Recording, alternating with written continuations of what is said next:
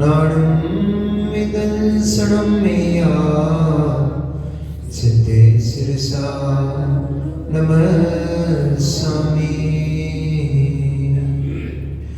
नमो हरिहन्ताणं नमो सिद्धाणं नमो आयर्याणं नमो वज्रायाणं नमो लोहे सबसागुणम्। ये बोले अनंत अनंत सिद्ध परमेष्ठी भगवान की जय। ये बोले अनंत अनंत 24 तीर्थंकर भगवान की जय। ये बोले देवान देवी खजार श्री मुन्नायक आदिनाथ भगवान की जय। आचार्य भगवंत कुंद कुंद देवी की जय। आचार्य भगवंत विराट सागर जी महामुनि राज की जय। परम पूजनीय चरय सुमन अध्यात्म की आचार्य भगवान गुरुदेव श्री विशुद्ध सागर जी महामुनि राज की जय। अहिंसामय विश्व जैन धर्म की जय। बोले परम पूज्य बादशाह में करुणामयी मुनि साक्षी सागर जी गुरुदेव की, प्रभु मुझे विडंबर सागर जी गुरुदेव की, मुनि संत की, जैन धर्म की। मनुष्य वर्तमान शासन है भगवान वर्धमान स्वामी के शासन काल में हम सभी बाबू जी यहाँ विराजते हैं। परम भट्टारक महाश्रमण उन भगवान वर्धमान स्वामी के मुख कमल से निश्चित भगवती मां जनवाणी का हम सभी बाबू जी करुणांजलि लगा करके पान कर रहे हैं। यह वाग्वादिनी यह भगवती मां जनवाणी सभी जीवों का कल्याण करे, सभी जीवों का मोक्ष मार्ग प्रशस्त करे।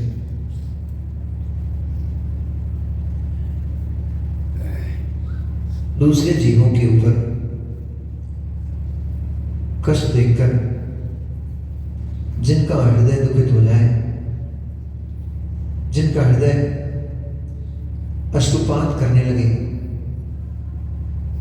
जिनका हृदय आर्द्रता से भर जाए, ऐसे जीव दया का पालन कर पाएंगे। जिन्हें किंचित भी किसी के ऊपर दया नहीं है, जिन्हें किंचित भी किसी जीव की कष्ट दुख तकलीफ उसका वेदन नहीं है, वे जीव कैसे किसी दूसरे जीव का दया के ऊपर दया कर पाएंगे, कैसे उसका उपकार कर पाएंगे, और वे जीव कैसे धर्म को प्राप्त कर पाएंगे। क्योंकि आचार्य भगवंतों ने कहा धम्मो दया विशुद्धो, धर्म जो होता है वो दया से विशुद्ध होता है। दया रहित धर्म कैसा, दया रहित धर्म कैसा, जिसमें जीव प्राणी मात्र के प्रति दया का भाव ही नहीं है, उसे कैसे धर्म संज्ञा देते हैं। निर्दयता में ही धर्म मान लिया अज्ञानियों ने, जीवों के संहार में ही धर्म मान लिया अज्ञानियों ने। जो लोग धर्म के नाम पर भी जीवों की हत्या करके फेंक देते हैं, उन बेचारों गरीबों से पूछो, उन बेचारे दरिद्री धर्म शून्य दया शून्य दरिद्रियों से पूछो कि जहां जीव दया ही नहीं है, जहां दया है ही नहीं, उसमें धर्म कैसे दे रहे हो। इतनी मात्र दया नहीं है भैया कि तुमने अपने परिवार का पालन पोषण कर लिया, उनका पेट भरने के लिए दूसरों का गला काट के फेंक दिया, ये कैसी दया है। आपने अपने परिवार का तो लालन पालन कर लिया, परंतु जिसको काट के फेंक दिया है उसका भी अपना एक परिवार था। हो सकता है आपको लगता ये तो कीड़े मकोड़े हैं, त्रियंच हैं, इनका क्या है, परंतु जितनी आवश्यकता इस भारत इस ब्रह्मांड को जितनी आवश्यकता आपकी है, उतनी ही प्रत्येक जीव और प्रत्येक जंतु की है। यदि नहीं है तो फिर ये उत्पन्न हुए क्यों है। ये 84 लाख योनियों की आवश्यकता क्या थी, क्यों बनी है। किसी ने बनाई नहीं है, बनाता तो शायद कम ज्यादा हो सकती थी, पर 84 लाख योनियां जो हम गिनते हैं, एक कुल गोत्र, इन सब की क्या आवश्यकता है, क्यों है ये है इसका अर्थ है कि उनकी आवश्यकता है प्रकृति को। आपको लगता होगा कि जो छोटे छोटे से जरा से सुई की नोक के बराबर जीव जंतु है, ये व्यर्थ में क्यों घूम रहे हैं? ये व्यर्थ में नहीं घूम रहे हैं, ये आपके जीवन का संचालन कर रहे हैं। वो मिट्टी में इतना सूक्ष्म छोटा सा लाल कीड़ा होता है।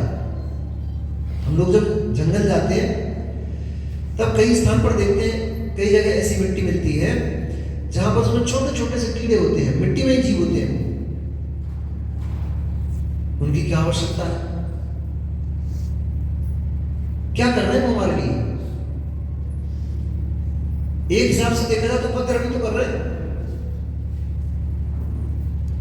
उपद्रव नहीं कर रहे हैं, वो आपके जीवन का संचालन कर रहे हैं। उनके ऊपर भी दया पालो। वो नहीं होंगे तो आपको भोजन नहीं मिलेगा।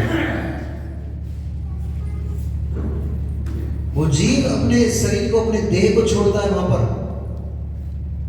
समूर्छन है, अल्प अवधि है उनकी। वो जीव उत्पन्न होकर के मृत्यु को प्राप्त होते हैं, वहीं उनका शरीर पड़ा रहता है। उस शरीर से ही आपके खेत में उर्वरक शक्ति बनती है, खाद बनता है उनका। आपकी मिट्टी में जो उर्वरक शक्ति उत्पन्न होती है वो वे जीव उत्पन्न करते हैं। वो जीव मिट्टी को खाते हैं, उसी मिट्टी को त्यागते हैं, वो मिट्टी भुरभुरी हो जाती है। वो आपके खेत में फसल को उगाने में सहयोगी होती है।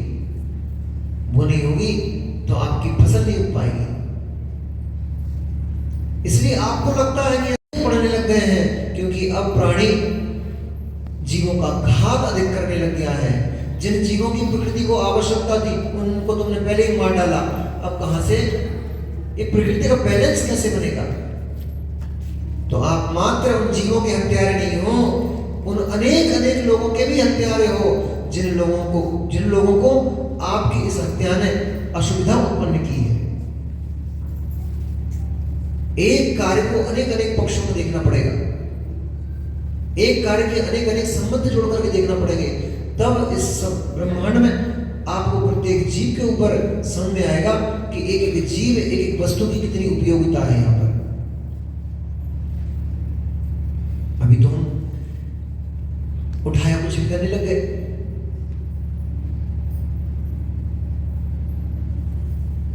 चीटे चीटी घूमते रहते, क्या जरूरत है इनकी? क्यों इतने उत्पन्न हो गए हैं? उनकी भी आवश्यकता है। वो नहीं होंगे तो आपका जीवन नहीं चल सकता। अभी मैंने एक दिन आपको बताया था शायद यहां पर कि एक साइंटिस्ट आए थे अलवर में, राजमल जी जैन, जो नासा पे चंद्रयान छोड़े गए थे। उनमें महत्वपूर्ण योगदान दिया था उन्होंने। आदित्य L1 में वो मुख्य लीडर के रूप में काम किए हैं। छोटे मोटे वैज्ञानिक नहीं, बहुत बड़े वैज्ञानिक, नासा में काम करते हैं, हार्वर्ड यूनिवर्सिटी से पढ़े हुए हैं, लेकिन बहुत सरल सहज व्यक्ति है। समत्व सागर जी से पूर्व में परिचित रहे होंगे। उन्होंने उनको बुलाया, सहजता में वो आए होंगे यहाँ पर कहीं आसपास। तो सहजता में उन्होंने एक सेमिनार लिया जैन समाज का। उसमें ऐसी रहस्यमय ऐसी बातें बताई कि आदमी सुने कि जैन दर्शन कितना साइंटिफिक दर्शन है। जैन दर्शन में जो कहा गया है, साइंस भी उसको स्वीकार करता है, करना ही पड़ेगा। वो बोले महाराज जी ये पानी ऐसे नहीं गिरता है। जिन सूक्ष्म जीवों को आप व्यर्थ में मार करके मार डालते हो, जिन सूक्ष्म जीवों की आप आवश्यकता नहीं समझते हो कि ये किसी काम के हैं, ये व्यर्थ में उत्पन्न हो गए, वे सूक्ष्म जीव तुम्हें पानी पिला रहे हैं। वे अपने प्राणों का बलिदान देते हैं, वे जीव, तब जाकर के आपको पानी मिलता है, आपके खेतों में फसलों को पानी मिलता है। स्टीम बन करके, भाप बन के जो समुद्र से पानी के रूप में एक जीव ऊपर जाता है।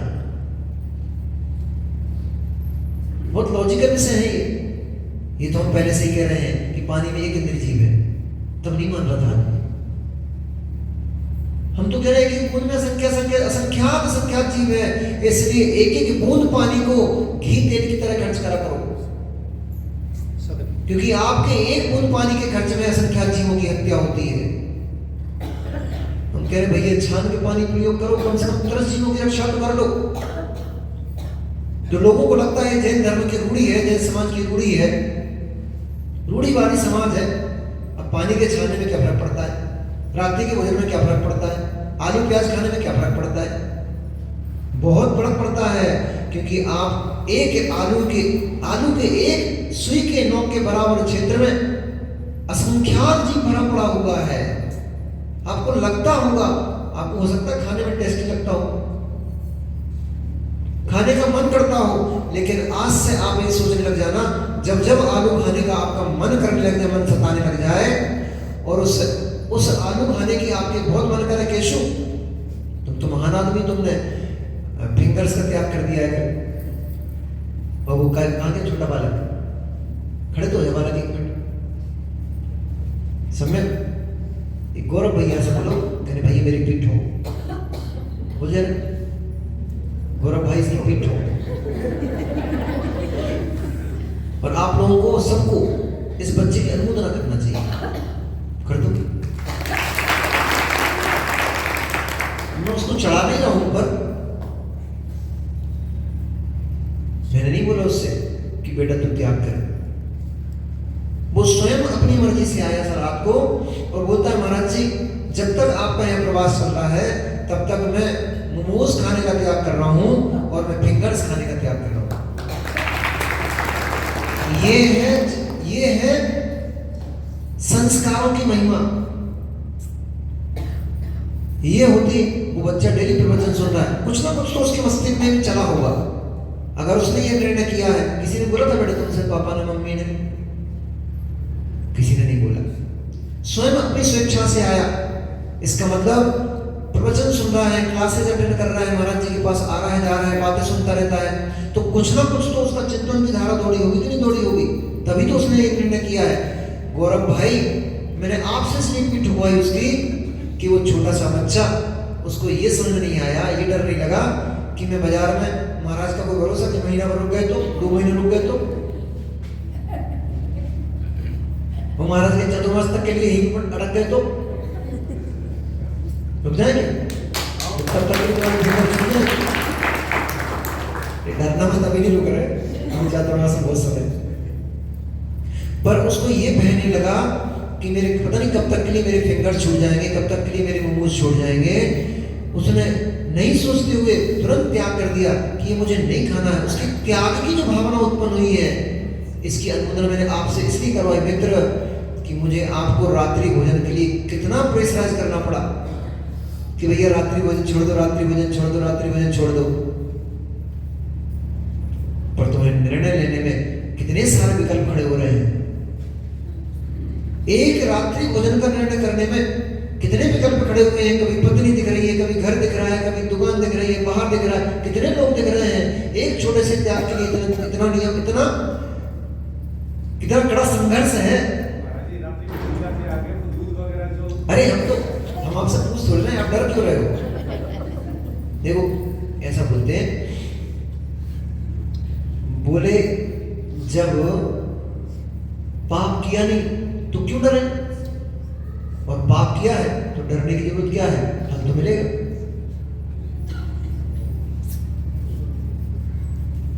एक कुछ कहावत थी, वो मुझे भी याद नहीं आई।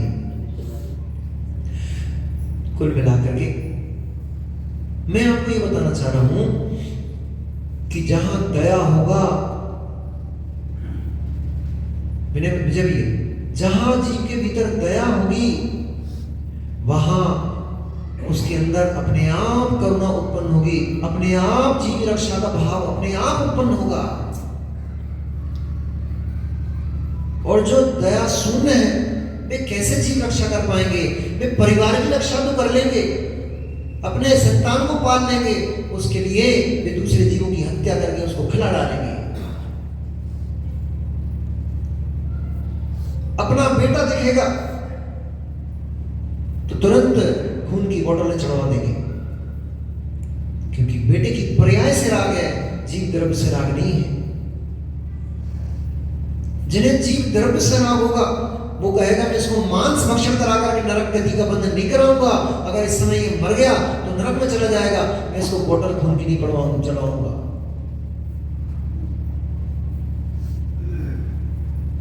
जिन्हें जीव पर दया होगी वो जीव को देखेगा, वो पर्याय को नहीं देखेगा। तो क्या मर जान दे क्या? मृत्यु और जीवन ये आयु कर्म के हाथ में है मित्र, तुम्हारे हाथ में नहीं है। तुम्हारे हाथ में मात्र पुरुषार्थ है। पुरुषार्थ फलीभूत उनके ऊपर होता है जिनका आयु कर्म शेष होता है। जिसके पास आयु कर्म शेष ही नहीं है, डॉक्टर उसके लिए निमित्त भी नहीं बन सकता, रक्त की बोतल उसके लिए निमित्त नहीं बन सकती, और जितने प्रकार की मांसाहारी दवाइयां हैं वो उसके लिए निमित्त नहीं बन सकती। जिसके पास आयु कर्म ही शेष नहीं है उनके लिए निमित्त बन पाएंगी जिनके लिए पास आयु कर्म शेष है। परंतु हमारी दया मात्र इस पर्याय सड़े शरीर पर चलती रहती है। शरीर की रक्षा हो जाए इसके लिए जो मिले सो खा लो, जो मिले सो कर लो। में जीव दया नहीं है, न स्वजीव दया है न परजीव दया है।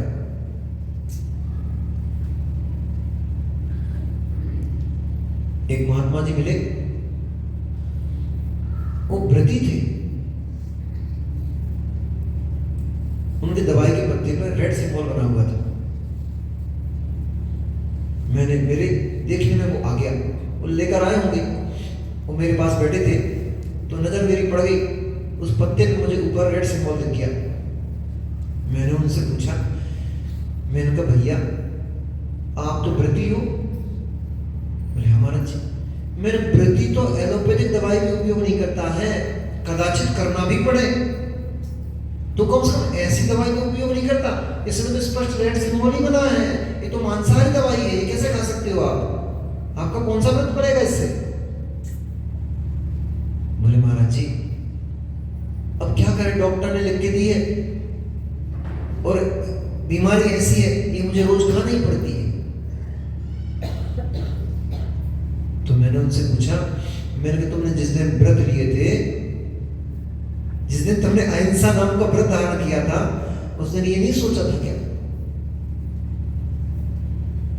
तुम्हारा अहिंसा व्रत है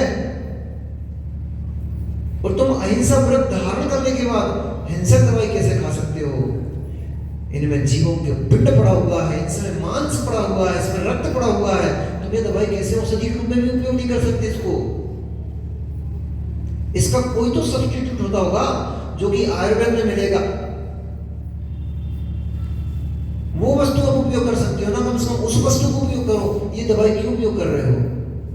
अब सोचो, व्रती यदि मांसाहारी दवाई खाएगा, रेड सिंबल की दवाई खाएगा, तो फिर इन अवृत्तियों की क्या बात करेंगे?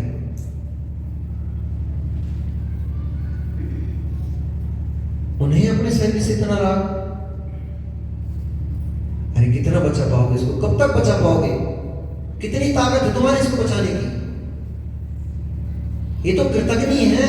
शरीर को सबसे बड़ा धोखेबाज किसी को कहा, तू कहा शरीर को? ये तेरा शरीर ही सबसे बड़ा धोखेबाज है, जिसे तुम पाल पाल के घर में रखे हुए हैं। हमारा पूरा जीवन, हमारे पूरे जीवन के महत्वपूर्ण निषेध, हमारे सारे पुण्य कर्म के निषेध इसके लालन पालन में लगते हैं। पिनाने में, खिलाने में, निलाने में, धुलाने में, अच्छे अच्छे आरामदायक गद्दे आदि के इसका उपयोग कर, सब किसके लिए हो रहा है? शरीर को कष्ट नहीं होना चाहिए। श्रृंगार कर रहे हो, किसके लिए कर रहे हो? शरीर को कष्ट नहीं होना चाहिए, सुंदर दिखना चाहिए। अरे मित्र, जिस शरीर को सुंदरता के लिए तुम इतने उपक्रम कर रहे हो, वो शरीर तो सुंदर होते नहीं है, वो तो स्वभाव से ही असुंदर है। कितनी रक्षा करोगे? नवमल द्वारे सेवा से नाम लिए घिने आवे, कितना इसकी रक्षा करोगे, कितना इसको देखोगे? नो मन द्वार निरंतर बहके रहते इससे। तो नाक को संभालो तो आंख बहने लग जाएगी, आंख को संभालो तो कान बहने लग जाएंगे, कान को संभालो पसीना छोड़ देगा, पसीने को संभालोगे मलमूत्र छोड़ने लग जाएगा। 9 मन के द्वार हैं, इन 9 मन के द्वारों से निरंतर मन बहता ही झड़ता ही रहता है। कितना मिला रहे हो, कितना मिला रहे हो? इस इस कृतघ्नी शरीर को नहलाने के लिए मैंने कितने बाल्टी पानी में डाला। एक बार उन बाल्टी में पड़ रहे जीवों को तो देख लिया होता कि कितने जीव इस शरीर को नहलाने के लिए, इस शरीर को शुद्ध करने के लिए कितने जीवों की मैं हत्या कर रहा हूं, तो समझ में आ जाता भैया केशव, अगर वो जीव दिखने लग जाते तो तुम्हारी अपने ऊपर भी सबसे बड़ी दया हो जाती, तुम पाप से बच जाते और उन जीवों की रक्षा हो जाती।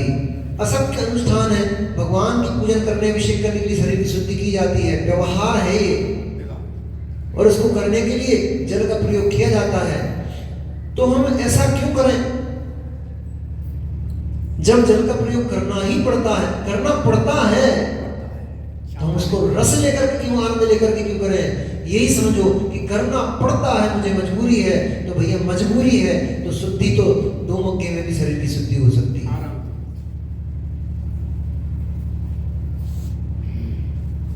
अब ये नहीं कह सकते ऋषि जैसे लोग हैं ना, इनकी बुद्धि टेढ़ी है, और उसमें गौरव भाई भी शामिल है। इनकी बुद्धि क्या चलती है, 4 मारो 4 40 मारो, पाप तो सबका लग रहा है। लोग में ऐसी बुद्धि वाले बहुत लोग हैं, 4 मारो 4 40 मारो, पाप में सबका लग रहा है, पाप तो सबका पाप लग रहा है। लेकिन 4 मारने में 40 मारने में भेद है,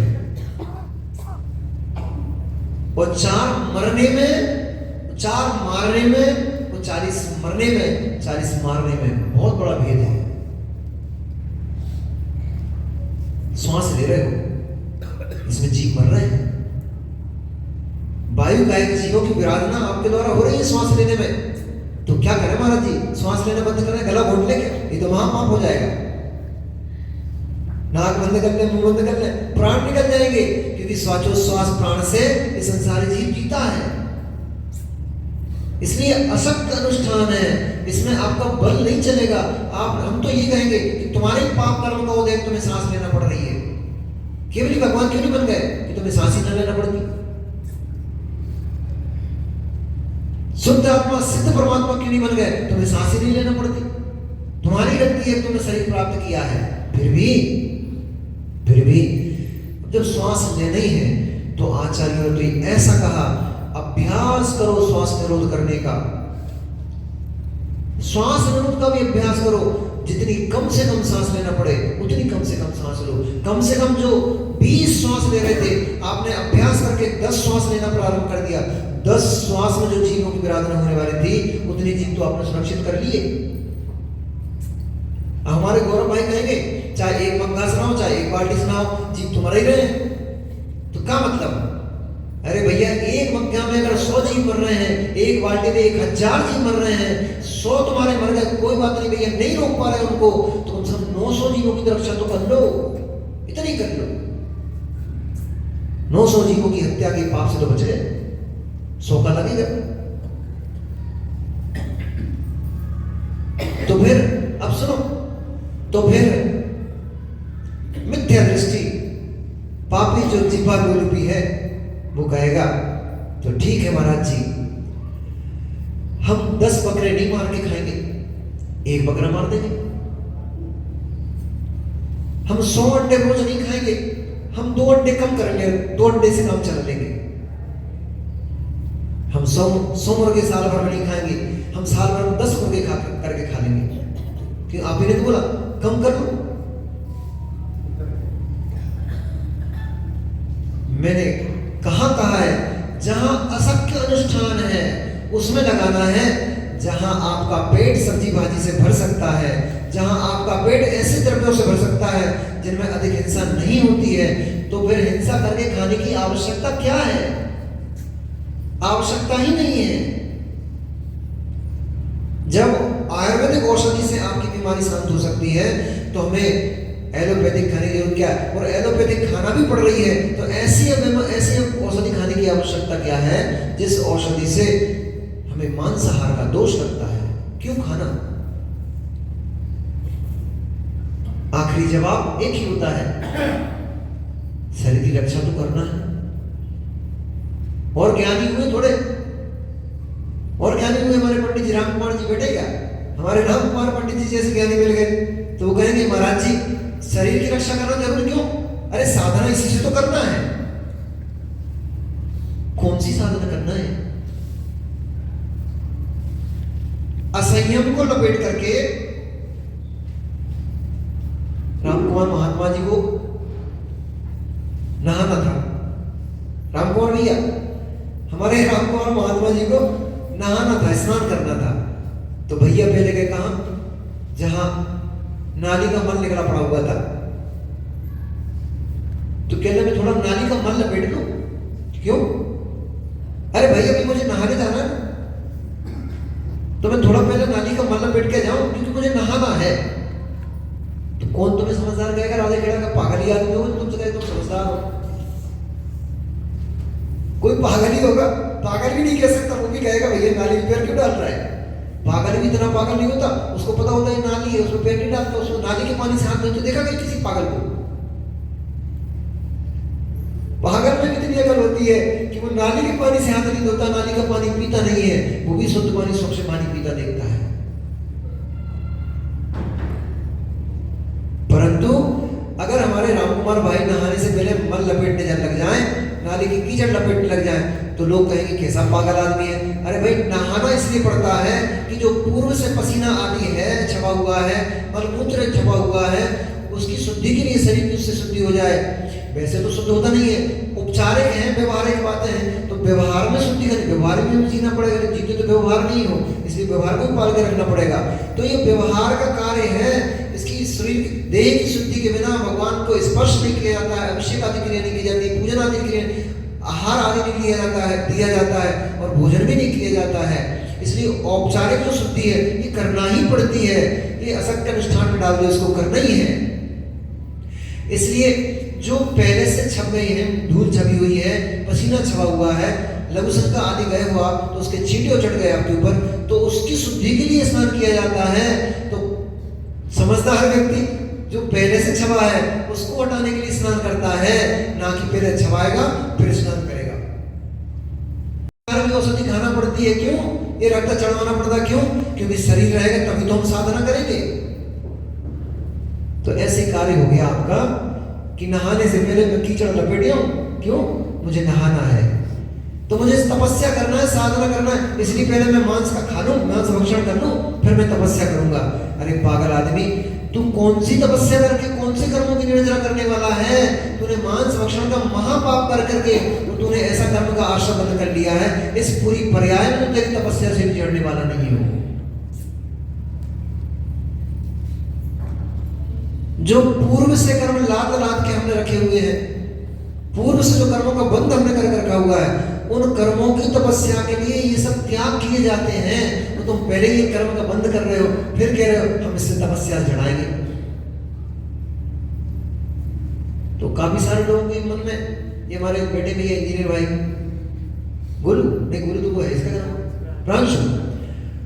प्रांशु भाई जैसे लोग कह रहे महाराज जी मैं बहुत कमाना चाहता हूं। क्यों? मुझे बहुत दान करना है। तो मैं दिन रात कभी मायाचारी से धंधा करना पड़ता है, ये तो जॉब वाला है वैसे, तो कह रहे मायाचारी भी करना पड़ती है।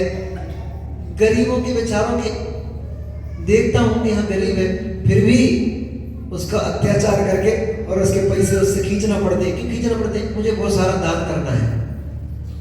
अरे ऐसा कोई दान नहीं होता भैया। दान की परिभाषा में कहा है जो तुमने जोड़ जोड़ के रखा हुआ है और जो पहले से ही एकत्रित करके तुम्हारे ऊपर भारभूत जो धन संपत्ति रखी हुई है, भार है वो तुम्हारे ऊपर, उस भार संपत्ति को कम कैसे हो, उसको कमाने में मैंने कैसे पाप कर लिए हैं, वो पाप कैसे हट जाए, उसके लिए दान दिया जाता है, उसके लिए धर्म किया जाता है, उसके लिए मंदिर आदि का निर्माण कराया जाता है, प्रतिमा आदि विराजमान कराया जाता है। जो पाप मैंने पहले से लाद कर रखा है वो निवृत्त हो जाए, उसके लिए दान धर्म किया जाता है। पता लगा दान करने के लिए पाप कर रहे हो, फिर कह रहे हो कि हम दान करेंगे इससे। ऐसा दान नहीं है। ऐसा धर्म नहीं है जिससे पहले पाप करना पड़े फिर वो धर्म कहलाए। धम्मो दया विशुद्धो, धर्म जो है दया भाव से विशुद्ध होता है। जिसमें दया ही नहीं है उसमें कहीं से कहीं तक कोई धर्म की गंध नहीं होती है। शिवानी लोग, भैया मैं अभी आलू का बता रहा था, दिन भर रहोगे उपवास है। ऐसे ऐसे महान लोग हो आप लोग, दिन भर रहोगे उपवास है और शाम को आलू की और साबूदाने की खिचड़ी बना खाओगे रात में। अरे भैया इससे अच्छा था कि दिन में सूर्य के प्रकाश में तू एक बार भोजन बना लेता और भोजन को कर लेता, एक आसन ही कर लेता तो तेरा एक आसन श्रेष्ठ था। परंतु दिन भर भूखे लेकर के रात में पाड़ना करना, रात में भोजन करना, ये श्रेष्ठ नहीं, ये तो और अधर्म का काम है। क्योंकि रात में जीवों की उत्पत्ति अधिक हो जाती है, रात में भोजन में आसक्ति भाव अधिक हो जाता है। और आपने व्रत के नाम पर, उपवास के नाम पर रात में जो भोजन बना के खाया है, वो भी क्या, जो भक्ष्य ही नहीं है, इसमें असंख्यात जीवों के पिंड पड़े हुए हैं, ऐसे भोजन को आपने बना के खाया, उससे तो आपने और पाप कर्म लाद लिया। वो उपवास नहीं है, उससे कर्म क्षय नहीं होगा, उससे तो और उल्टा कर्म का बंद हो जाएगा। ये अज्ञान दशा है जीवों की, अज्ञान दशा है जीवों की। साइंस भी कह रही है दिन में भोजन करो, साइंस भी कह रही है कि सूर्य अस्त होने के कम से कम 3 घंटे पहले भोजन कर लो, सोने से कम 4 घंटे 3 घंटे पहले भोजन करके रखो। क्यों? क्योंकि तभी उसका पाचन तंत्र काम करता है, ठीक करता है। रात्रि में पाचन तंत्र कमजोर हो जाता है। दिन में जिस भोजन को पचने के लिए 1 घंटे लगता है, रात्रि में उसी भोजन को पचने के लिए 3 घंटे लगते हैं। सूर्य के प्रकाश जब तक रहता तब तक पाचन तंत्र मजबूती से काम करता है। सूर्य का प्रकाश ढल जाता है तो पाचन तंत्र कमजोर हो जाता है। अब धर्म की बात नहीं मान रहे मत मानो, शास्त्रों की बात नहीं मान रहे मत मानो, कम से कम साइंस की बात मान लो, उसमें जीव दया पाल लो। कैसे तो तुम जीवों को पालो, बचाओ।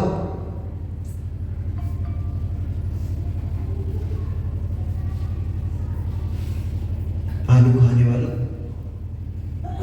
अहिंसक समाज रात्रि भोजन कर रही है, तुम्हारी अहिंसा धर्म कैसे पल पाएगा? आपका ठप्पा है अहिंसक समाज का। जैन समाज पूरी दुनिया जानती है अहिंसक होती है, देश नहीं विदेशों में भी जाना जाता है कि जैन समाज अहिंसक होती है। परंतु दादा, पंकज दादा, ट्यूबलाइट में भोजन बन रहे हैं, रात में 11 बजे 10 बजे रबड़ी उठ रही है।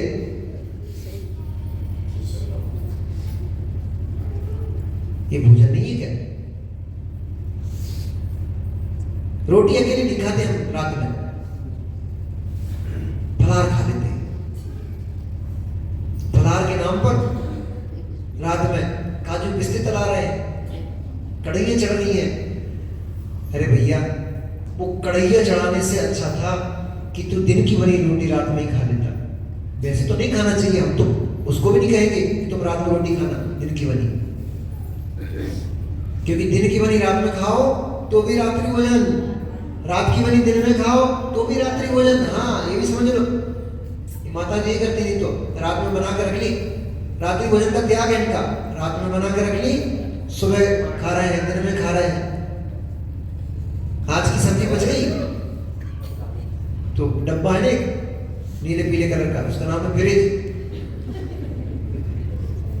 रात की सब्जी बच गई, फ्रिज में रख दी, बासी सब्जी खा रहे हैं कल तक परसों तक। रोटी बच गई, फ्रिज में रख दी। 6 घंटे की मर्यादा रोटी की है। 6 घंटे के बाद उस रोटी में जीवों की उत्पत्ति हो जाती है। रात व्यतीत होने पर तो उसमें 3 जीवों की उत्पत्ति हो जाती है।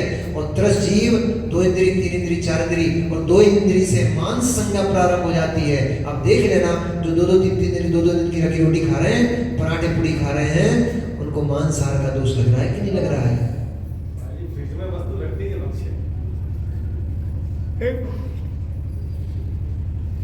देख लियो अपने आप का, हम नहीं कह रहे कुछ भी, हम तो बता रहे हैं। देखो भाई, हम तो वो थर्मामीटर होता ना, तो अपना काम तो थर्मामीटर जैसा है, कितना ताप है बता दिया। अब उपचार क्या करना तुम जानो। नहीं गिरना हो नरकों में जाकर के, नहीं तो जिन जीवों की हत्या तुम कर रहे हो ना, अभी तुम्हें दिखाई नहीं दे रहे वो, क्योंकि छोटे छोटे से हैं। माइक्रोस्कोप लगा के देखो कि रात एक बार करके देख लियो ऐसा कि एक बार दाल बनाना और उस दाल को रात भर रखना और दूसरे दिन सुबह उठ करके माइक्रोस्कोप से उसमें देखना, उसमें इल्ली जैसे जीभ बिलबिलाते मिलेंगे तुम्हें। सब्जियां रात भर तुम फ्रिज में रख देती हो, सुबह उठ करके माइक्रोस्कोप से उस सब्जी को देखना, उसमें इल्ली जैसे जीभ बिलबिलाते मिलेंगे, लंबे लंबे। रोटियां देख लेना, अब बनाना कैसे रोटी का चूरा बना बना के खाओगी। जब जब रोटी का चूरा, बासी रोटी का चूरा खाने का मन करे, एक बासी रोटी लोग बड़ी होती है, फेवरेट है तो महिला होगी तो इनको बहुत बासी रोटी का चूरा बड़ा सुंदर लगता है इनको। तो अब बासी रोटी का चूरा खाने लगो तो उसमें देख लेना, माइक्रोस्कोप मंगा लेना एक बार, और उसमें देख लेना तो उसमें कितने जीभ पड़े हुए हैं, असंख्यात जीभ दिखेंगे तुम्हें बिलबिलाते हुए उसमें। ये त्रस है, स्थावर नहीं है। त्रस जीवों में मांस संज्ञा होती है। तो जो रात्रि में भोजन करते हैं, रात्रि का बना भोजन करते हैं, उन जीवों के पूर्ण रूपेण मांसाहार का, मांस त्याग का व्रत पालन नहीं हो पाता। और जो मांस त्यागी नहीं होगा उसको कहां जाना पड़ेगा?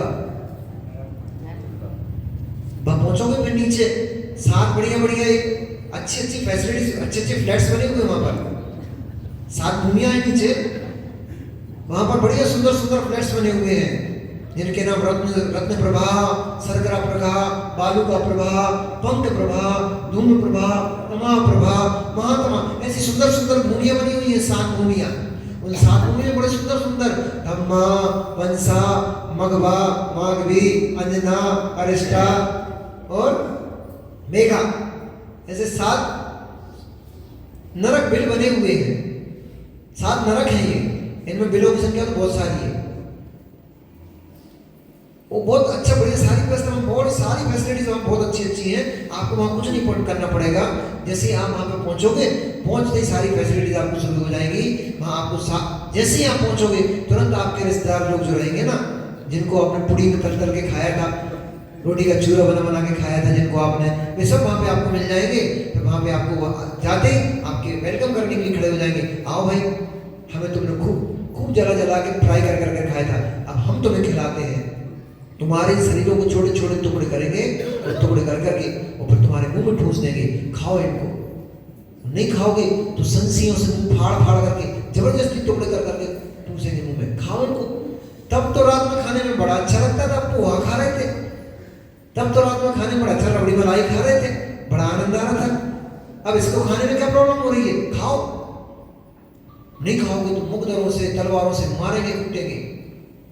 ये कल्पना नहीं है, ये सर्वज्ञ की वाणी है। सर्वज्ञ भगवान ने नरक का ऐसा ही वर्णन किया है।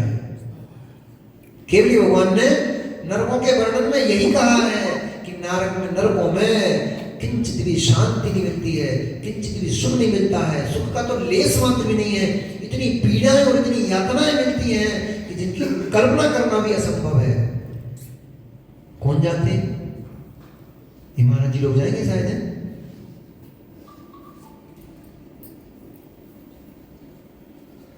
कौन जाएंगे? जो तैयारी कर रहे हैं, हिंसा आदि जो पाप करते हैं, वे ही जीव नरकों में जाकर के सड़ते हैं। ऋषु, एक आलू में कितना जीव होता पता है? आज से जिन माताओं के आलू खाने के बड़े मन करते हो, वो बच्चों को टिफिन में स्कूल के लिए लंच बना के आलू के चिप्स फिंगर्स रख देती हो ना। आज सुनो, आलू में कितना जीव होता है। मन कर जाए तो छोड़ दियो। ऐसे आलू को क्या खाना जो हमारी गति को बिगाड़ दे, हमारी आत्मा को पतित बना दे। जीव दया करो, जीव दया पालो। बाहर वाले ठेले वाला सोच रहा होगा बेचारा कि महाराज आज हमारा आलू का व्यापार बंदी करा देंगे का। चिंता मत करना भाई, वे ही छोड़ पाएंगे जिनकी भवितव्यता निकट है। सुन लेंगे, जान लेंगे, पर छोड़ वे ही पाएंगे जिनकी भवितव्यता निकट है। सब नहीं छोड़ पाएंगे। अब सबको पता है गुटखा में पॉइजन होता है, गुटखा खाने से कैंसर हो जाता है, पर सबसे ज्यादा वही बिकता है क्योंकि जीवन रूपी है, स्वाद रूपी है। इनका मन घूम घूम करके वहीं जाता है। एक आलू में कितना जीव होता है? एक आलू के सुई के नोक के बराबर एक क्षेत्र में इतना जीव पाया जाता है कि यदि वो जीव सारे के सारे कबूतर बन जाए, राम कुमार भैया, वे जीव कबूतर बन जाए तो क्या पूरे जम्बू द्वीप के आसमान को ढक ले। आपके भारत देश को नहीं, पूरे जम्बूद्वीप के आसमान को ढक लें, इतना इतना जीव मात्र सुई के नोक बराबर क्षेत्र में अन्न में पाया जाता है। प्याज हो गई, लहसुन हो गई, गाजर, मूली, ये जितनी भी गलत वस्तुएं हैं, ये बहु जीव होते हैं, इनमें असंख्यात जीव होते हैं, इसलिए क्योंकि भूमि के भीतर होती है, इसलिए ऐसे वस्तुओं को खाने का निषेध किया है आगम में। ऐसी वस्तुएं नहीं खाना चाहिए, क्योंकि जीव दया ही धर्म है, अहिंसा परम धर्म है। अहिंसा का पालन करो। अहिंसा तब बनेगी जब जीव में भगवान को देखोगे, ये भी जीव भगवान है, इसको मैं कैसे खा जाऊं उठा उठा करके। इधर तो हम तुमसे आलू छुड़वाना भैया, लोग पता नहीं क्या क्या खा जाते हैं, केकड़े, सांप, बिच्छू, ना जाने पता नहीं क्या क्या। चीन में जाकर देखो, जापान, चीन ऐसी कंट्रीज में जाकर के देखो क्या क्या खा रहे, कुछ नहीं बच पा रहा उनसे। चीनों की चटनी बना बना के खा जाते हैं लोग।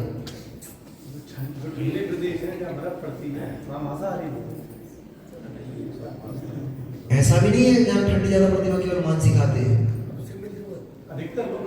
अधिकतर कह सकते हो आप, वहां पे भी शाकाहारी जीव हैं। और बल्कि बताऊं आपको, आप भारत देश वाले मॉडर्नाइज हो गए, थोड़े से मॉडर्न हो गए हो, आप भारत देश के मांसाहार की तरफ भग रहे हो, विदेशी लोग शाकाहार की तरफ भग रहे हैं। आपको अपनी संस्कृति, आप अपने हाथों से अपनी संस्कृति को नष्ट कर रहे हो, तुम्हारी संस्कृति को विदेशी पकड़ रहे हैं, विदेशी शाकाहार को प्रेफर कर रहे हैं, मांसाहार से बचना चाह रहे हैं। कोरोना ने सबको बता दिया। एक सर्वे हुआ था, मैं आपको बताता हूं, फिर विराम करता हूं। एक सर्वे हुआ था, उसमें आंकड़े निकाले गए, ये मैं जैन धर्म से नहीं बोल रहा हूं, ये गवर्नमेंट की तरफ से सर्वे हुआ था, साइंटिस्ट लोगों ने एक सर्वे करवाया था, उसके ऊपर कोई राजनीति बता के गए हम लोग को ये कि महाराज जी जो सर्वे हुआ था, उस सर्वे में ये निर्णय निकला है कि 80% जीव कोरोना में वो मरे हैं जो मांसाहार करते थे, शाकाहारी जीव मात्र 20% मरे हैं, और वे भी ऐसे लोग मरे हैं जिनका आहार पानी अनियमित था। इसलिए मांसाहार कहीं से कहीं तक भी ठीक नहीं है, ना धर्म की दृष्टि से, ना आपके शरीर की दृष्टि से, ना लौकिक दृष्टि से। जो मांसाहार करते हैं वे अच्छी दृष्टि से नहीं देखे जाते हैं। जो मांसाहार का भोजन करते हैं वे लोग धर्मात्मा की श्रेणी में नहीं रखे जा सकते हैं।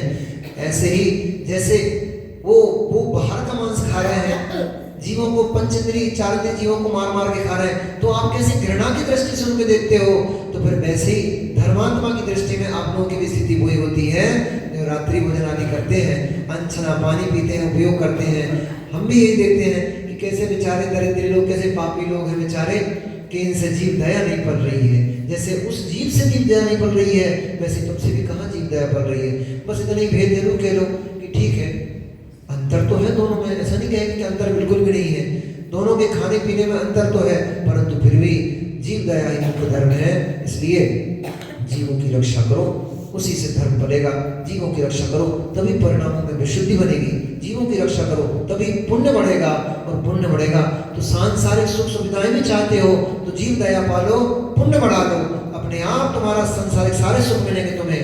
और अगर परमार्थ सुख भी चाहते हो तो भी जीव दया पालो, जीवों की रक्षा करो, ताकि आपकी आत्मा का हित हो सके, या आपकी आत्मा पतन से निकल करके पावन परमात्मा बन सके। भगवान का मोरे ताड़म नमो सिद्धाड़म नमो हरियाणम नमो जन नमो। बोले परम